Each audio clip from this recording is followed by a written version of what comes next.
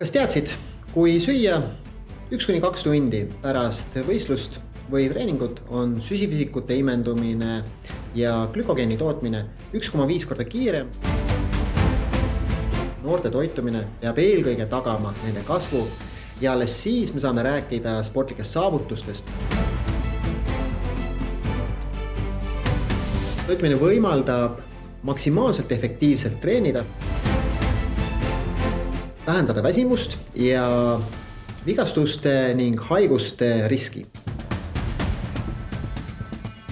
Õige toitumine kiirendab taastumist.